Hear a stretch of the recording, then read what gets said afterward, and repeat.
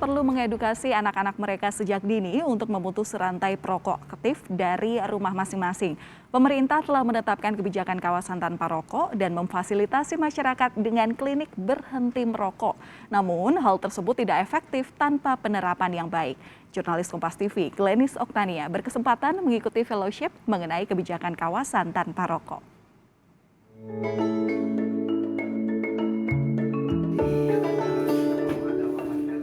Herianto, pria 47 tahun ini telah membakar uangnya untuk membeli rokok kurang lebih selama 30 tahun.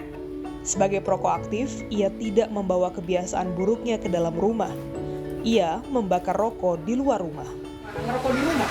Enggak, aku nggak pernah ngerokok di rumah. Ngerokok selalu di luar rumah. Kita udah sakit, kita udah salah, jangan bawa ke anak kita. Pria yang akrab disapa Heri ini menyadari bahaya rokok terhadap kesehatan dirinya dan anggota keluarganya. Ia pun tengah mengupayakan untuk berhenti merokok.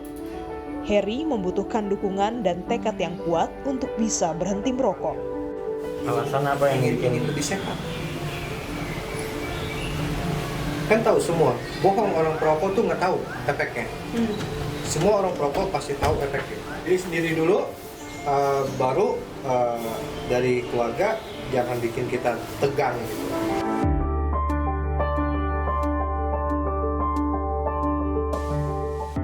Susi, sang istri, tidak pernah lelah memberikan dukungan, seperti dukungan moral dan juga hal-hal yang mengalihkan Heri dari kebiasaan merokok. Udah benar-benar kesel gitu kan, udah segala macam tuh. Kalau kamu Celupin di air, masukin lagi ke bungkus, kasih minyak kayu putih, kasih minyak telon, habis semuanya deh. Sampai pokoknya diumpetin. Semuanya, semua cara deh. Sampai anak-anaknya pun kalau ada yang disuruh nih, beliin papi rokok, saya langsung bilang jangan.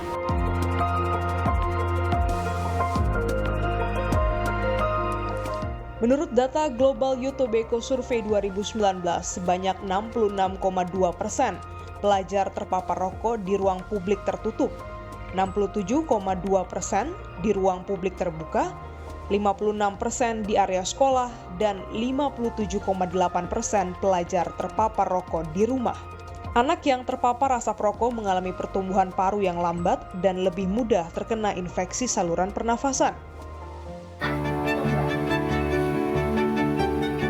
Alan, anak kedua Heri dan Susi, terus berupaya untuk mengingatkan ayahnya untuk berhenti merokok.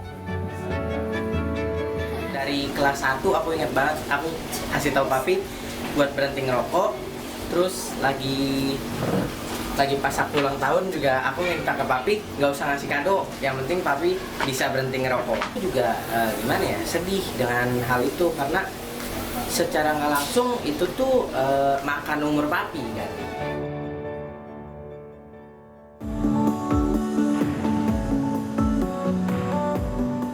Pemerintah melalui Kementerian Kesehatan menetapkan kawasan tanpa rokok atau KTR yang merupakan area yang melarang untuk kegiatan merokok atau memproduksi, menjual, mengiklankan, dan mempromosikan produk tembakau. Berdasarkan Undang-Undang Nomor 36 Tahun 2009 Pasal 115 tentang Kesehatan, KTR diberlakukan pada fasilitas kesehatan, tempat proses belajar mengajar, tempat anak bermain, tempat ibadah, angkutan umum, tempat kerja, tempat umum, dan tempat yang ditetapkan. Setiap pemerintah daerah wajib menetapkan kawasan tanpa rokok di wilayahnya. Akan tetapi, kebijakan tersebut tidak mencantumkan rumah sebagai kawasan tanpa rokok. Rumah seharusnya menjadi kawasan bebas rokok dan memberikan perlindungan awal kepada seluruh anggota keluarga dari paparan zat adiktif. Namun fakta di lapangan menunjukkan banyak kepala keluarga yang merokok dan membuat anggota keluarga mereka menjadi perokok pasif dan kemudian tumbuh menjadi perokok aktif. Perhimpunan Dokter Paru Indonesia Cabang Jakarta menjelaskan rokok mengandung sejumlah zat berbahaya yang dapat menimbulkan gangguan kesehatan, tak hanya bagi orang dewasa, melainkan anak yang terpapar rokok.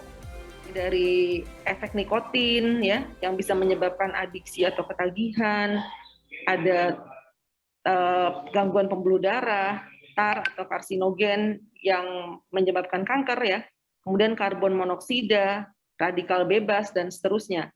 Nah, zat-zat yang sangat korosif ini kita bilang, atau zat yang sangat sifatnya kan kebanyakan toksik ya.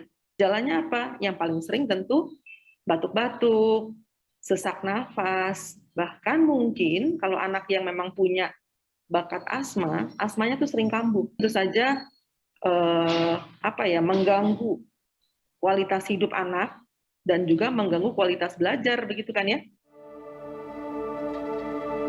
Berdasarkan penelitian American Journal of Public Health memaparkan, anak-anak umumnya akan meniru apa yang dilakukan orang tua, termasuk kebiasaan merokok. Hal ini dipertegas oleh Ketua Perhimpunan Dokter Paru Indonesia Cabang Jakarta, Ana Rozaliani. Anak sebagai peniru ulung patut diwaspadai untuk meniru kebiasaan merokok. Orang tua memiliki peran penting untuk menjadi contoh. Anak itu kan peniru yang paling hebat, ya, peniru yang paling ulung. Kalau orang yang dilihatnya itu melakukan sesuatu yang baik, maka dia akan meniru. Nah, orang tua sebagai role model yang dianggap sebagai contoh ya, apalagi ayah adalah role model yang sangat ditiru sama anak laki-laki. Ya otomatis biasanya kalau anaknya melihat bapaknya merokok dari kecil, nah dia juga akan coba-coba. Dan kalau misalnya dia dilarang misalnya begitu ya, dia akan kemudian balik ngomong atau balik menyampaikan, lah kan papa merokok, kenapa aku nggak boleh, gitu kan ya.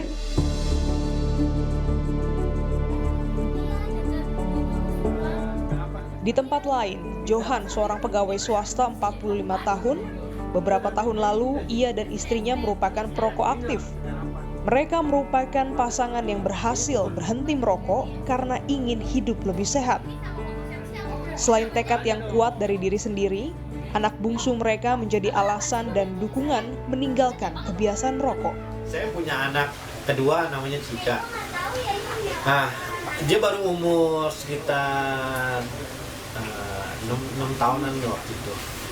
Terus saya udah mulai berhenti, dibilang dia udah bisa bicara, papi merokok ya. Kalau pulang kan saya bau rokok, baju, badan. Enggak, papi gak usah bohong. Kalau papi masih ngerokok, gak usah cium aku lagi. Jadi saya bagaimana ya sebagai orang tua, sebagai ayah, oh iya ya saya nyontohin buat anak saya. Jadi anak saya yang kecil itu mengingatkan saya kalau saya pulang masih bau rokok, saya nggak boleh cium dia. Pokoknya kalau habis ngerokok kayaknya bisa sakit gitu loh, bisa batuk gitu, nggak enak nih tenggorokannya gitu loh. Aduh kok begini ya, jadi harus gimana nih gitu kan, niatnya aja. Udahlah, kayaknya nggak enak nih diterusin nih gitu loh. Berdasarkan data riset kesehatan dasar Kementerian Kesehatan, akan terjadi lonjakan perokok anak menjadi 30%. Saat ini, perokok anak meningkat signifikan sejak 2013 hingga 2018. Kementerian Kesehatan mencatat di mana hampir 10% anak usia 10 hingga 14 tahun atau sekitar hampir 300.000 anak di Jakarta mencoba rokok.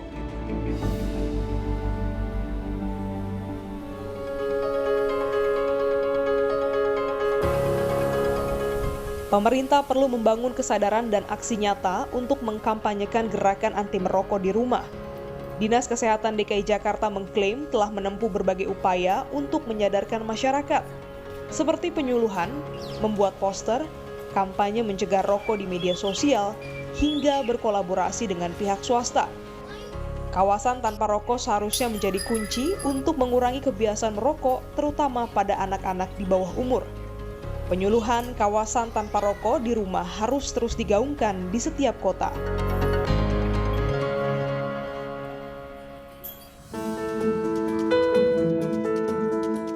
Pemerintah juga memperluas akses pelayanan bagi mereka yang menjadi perokok untuk berhenti merokok, yaitu dengan menyediakan layanan konseling di layanan primer puskesmas hingga rumah sakit.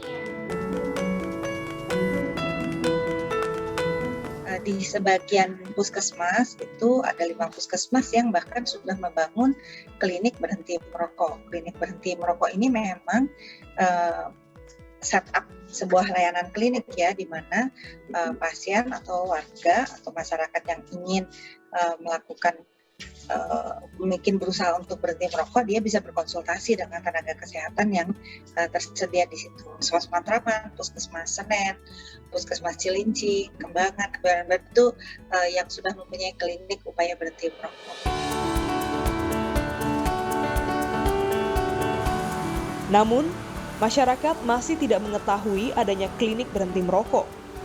Klinik berhenti merokok ini mulai ditinggalkan karena tak mampu mengalahkan masifnya industri rokok. Selain itu, program ini juga membebankan biaya kepada pasien. Banyak sekali disrupsinya ya karena COVID ya, sehingga tadi di awal-awal, apalagi di 2020 awal-awal, orang banyak yang khawatir untuk datang ke fasilitas kesehatan karena takut tertular, tidak masuk dalam pembiayaan secara spesifik, tidak masuk dalam pembiayaan BPJS ya. Dan di puskesmas memang ada tarif layanan yang tersedia, tapi itu juga terjangkau 15.000 per kali konsultasi. Herianto, perokok aktif, mengaku keberatan dengan biaya konsultasi klinik berhenti merokok. Pengen cobain, pengen stop juga sih merokok. Cuman ya berbalik lagi, kalau klinik itu biayanya bagaimana? Bagi Om ya untuk biaya yang tinggi-tinggi ya Om nggak sanggup. Dengan memberikan edukasi bahaya rokok, menumbuhkan pemahaman anak untuk tidak meniru ayah mereka yang merokok. Lebih pengen ngelihat keluargaku ini bener-bener sehat, terus aku pengen ngelihat semuanya itu berjalan dengan lancar, nggak ada lagi yang namanya perpisahan, apalagi perpisahan ya sampai jauh banget gitu.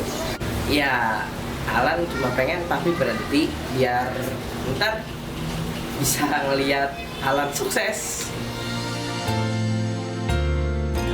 Anak memiliki peran penting untuk mendukung orang tuanya berhenti merokok. Edukasi bahaya rokok tetap harus dilakukan sedini mungkin seiring dengan tekad yang kuat orang tua perokok berhenti merokok. Anak merupakan investasi masa depan. Dengan berhenti merokok, orang tua berkontribusi pada pertumbuhan kesehatan dan juga mental anak. Glenis Oktania dan tim liputan Kompas TV Jakarta.